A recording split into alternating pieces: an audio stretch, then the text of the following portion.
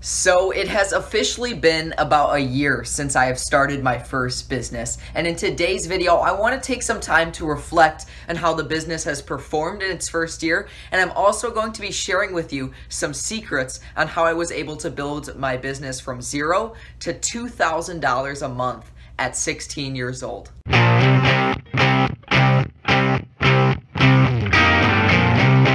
So if you guys don't know, the first business that I ever started was a phone flipping business. And phone flipping is pretty much the process of buying iPhones at a low price and selling them at a high price. It's a really simple method of reselling and people do it all the time. Most people resell electronics in general, but for me, I specialize in Apple products. I have a lot of videos on my channel about how you can make money reselling iPhones, so I'm gonna save that for a different video. And if you guys wanna check that out, I'm gonna have a link somewhere up here for you guys. Guys, trust me, building my first business from $0 to $2,000 a month was by no means easy. It took a lot of trial and error. I made every mistake in the book, but luckily I sought help from some really awesome people and they were able to teach me a lot about the industry. And literally within months after meeting these people and making connections, I was able to build my business from literally like $400 or $500 profit a month to well over $1,500 profit a month.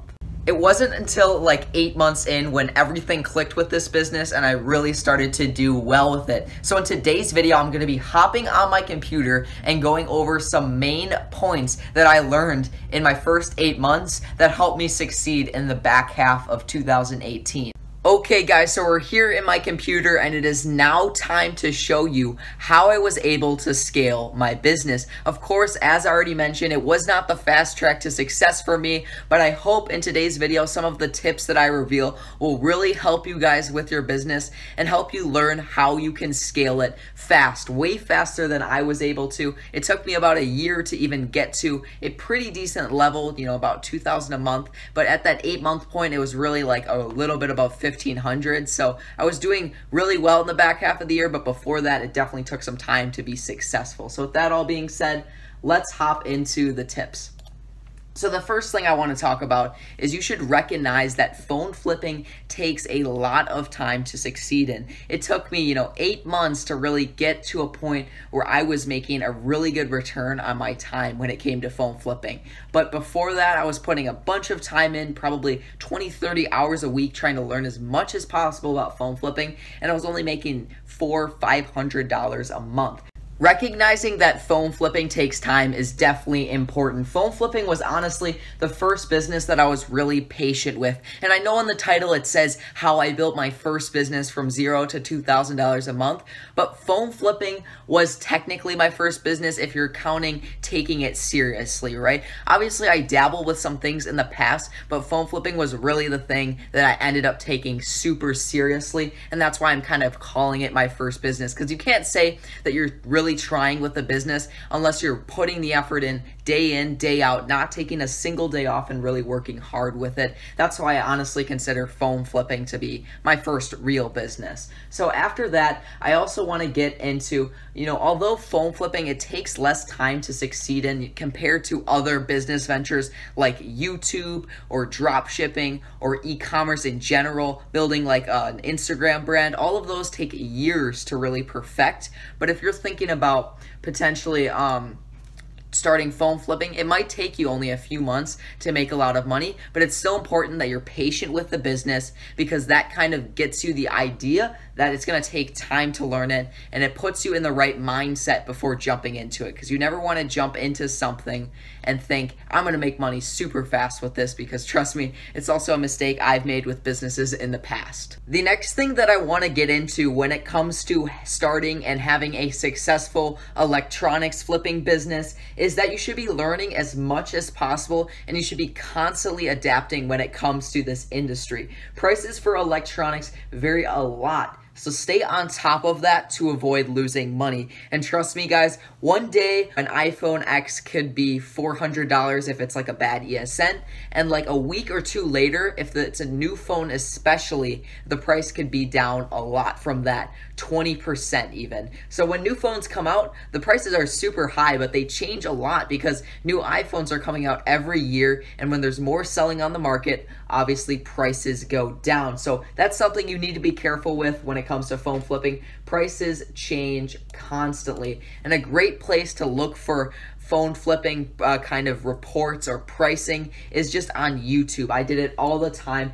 People would always let you know, hey, this phone is going down in value, you should look out for this. Or also, like, Facebook groups are a great place to go, and there's a lot of channels on YouTube, and there's also like a lot of Facebook groups that will give you this information. And it's something I still do a lot when it comes to kind of looking at phone prices and being up to date with the industry. That's definitely a big key component to my success with it.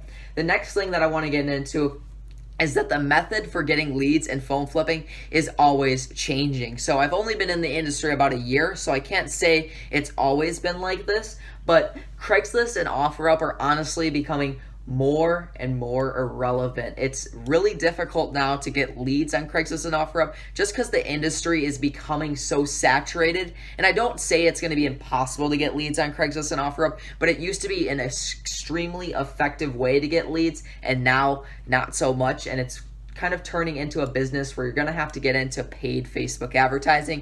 And I have a video on that. I'm also going to link it right here. And I recommend you guys do that once you have, a good amount of capital saved up. I want you to kind of start with Craigslist and OfferUp because it's still a great way to get leads. It's just not as effective as Facebook, but Facebook does cost money. So that's something I also want you guys to keep in mind as you continue throughout your phone flipping journey. The next thing I want to get into here when it comes to kind of going about starting / scaling an iPhone reselling / electronics reselling business is that you should not be spending your profits until you have about a $2,500 to $3,000 nest egg. When it comes to this industry, it's really easy to kind of run out of capital when it comes to buying phones, and it also leads to a lot of dry periods when you have a lot of inventory and you don't have any capital to continue buying phones. So this is a problem I had in the beginning, especially when I had really low capital, but as my business kind of scaled, I saved almost all of the profit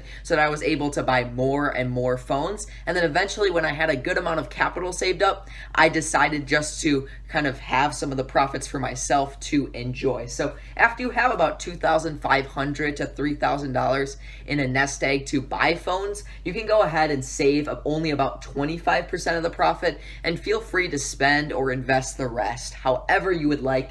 This is kind of a point that a lot of people overlook, but it's important that you're saving money because you need a really good nest egg because electronics are expensive, and especially if you're getting a lot of leads, you want to be able to buy all the phones that you can. The fourth and final thing I want to go over when it comes to really scaling an iPhone reselling / electronics reselling business is that you guys need to keep going. I know a lot of you are always demotivated when you don't get phones, and trust me, I am the same way. When I can't get phones for a day and I'm trying super hard, it's really demotivating, but you just need to keep going because you're going to start making money with time in the industry. You're going to learn so much just by doing it that over time, you're just going to be successful as long as you're continuing to adapt and you're implementing the strategies that I mentioned before, the first three, right? So you need to keep going and just be in the industry for a while to really make money with it. Even though phone flipping, you can learn things super fast, some people, it takes a little bit more time. For me, it took 8 months to really make some good money with it, and for others, it only takes them like a month. So it really does depend who you are, how fast you can learn. Do you learn from others' mistakes or do you learn from your own mistakes? Sometimes I learn from my own mistakes. People will tell me to do one thing, I go against that, even though their advice may be good. But that's just how I am, and it's not really that of a good trait, but I don't know. No one can change it, and I still had success in the industry. And I want you guys to know that breaks are bad, and they can affect your business long term. So many people in the reselling industry take a lot of breaks, and it really does affect you because when you come back, things change, right? The methods of getting leads change, prices change, and you will be affected with your business when you come back. And it's really not good to quit and then come back, then quit, then come back, because no progress really comes because you're starting the business, you're working hard, you're starting to get some traction, and then you stop. And then you do it again and again and again, and you never really get to that peak where you start making really, really good money with it. And I want you guys to know it's important to keep going with this business or else you really won't succeed long term. So never forget that. Always keep going. Okay guys, with that all being said, I think that's gonna about wrap it up for today's video. If you guys enjoyed it, please be sure to drop a like because it motivates me to make more content like this. And on that note, guys, I'm gonna be trying to upload a video every single Monday, Wednesday, and Friday for you guys. Monday will always be my vending machine videos. Wednesday will be like more phone flipping content, and then Friday will just be general content on making money. So stay tuned for that. I'm gonna be uploading way more on this channel. You know, I was doing about 2 times a week. Now I'm going up to 3. So drop a like for that, and also subscribe to the Financial Wolf channel if you have not already to be in the first 2,000 subscribers.